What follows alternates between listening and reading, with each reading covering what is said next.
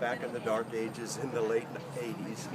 I was the first EPA scientist to start the program and to study genetically engineered organisms from a biosafety. In those days, we really didn't know much of anything. So we had to dream up what could be hypothetical issues and then conduct research to see whether those issues would pan out or be realistic.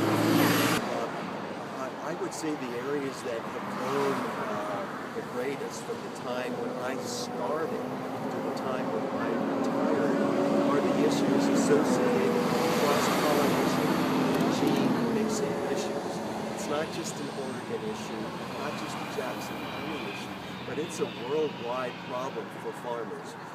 It's impacted rice farmers in California, flax farmers throughout Canada, corn farmers throughout the Midwest. We've heard recent stories how China is rejecting corn crops grown this year by American farmers just because they purchased seed from an international corporation, Syngenta, and that seed product was not approved for importation into China. Our farmers shouldn't have to worry about those issues.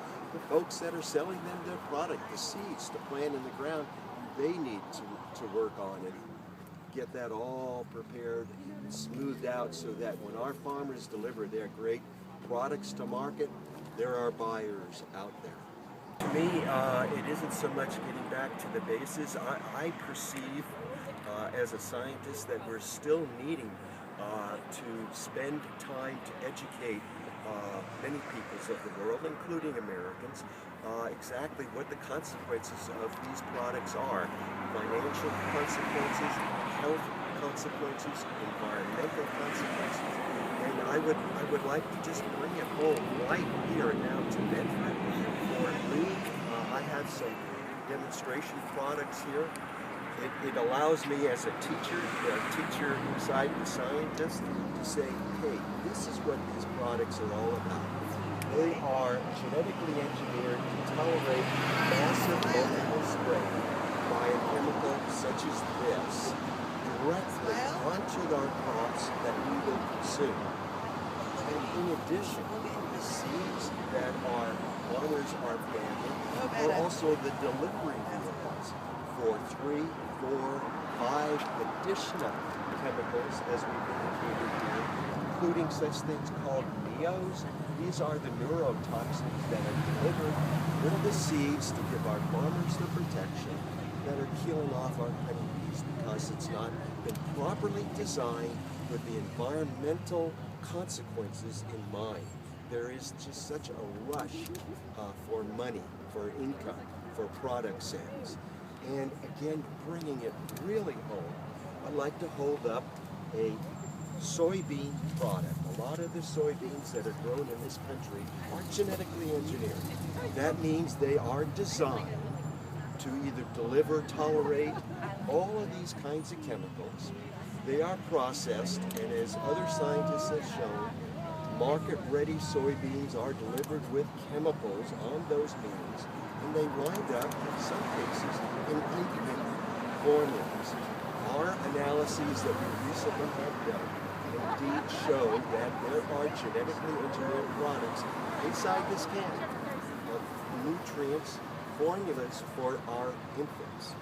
And other scientists have shown that nursing moms excrete in their breast milk this kind of chemical.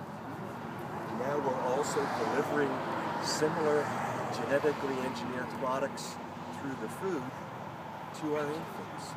That's troubling. And why would a mom do this? Because she doesn't know that the product, coming back to this as an example, has genetically engineered products inside it. You know, American companies that produce this product sell this product in Europe, sell it even in Germany. And guess what? It's labeled that it has genetically engineered products in it. The same product from the same American corporations, off the same American farms, you might buy someday. Right now it's not labeled. So, as I said, we had some rather sophisticated expenses. certify that these foods are contaminated with genetically engineered products. So my question to industry that's fighting against the vote on Measure 92, my message back to them is, do you want American moms to pool their money and bring a sample to a certified testing laboratory as we did, pay the $200 to $350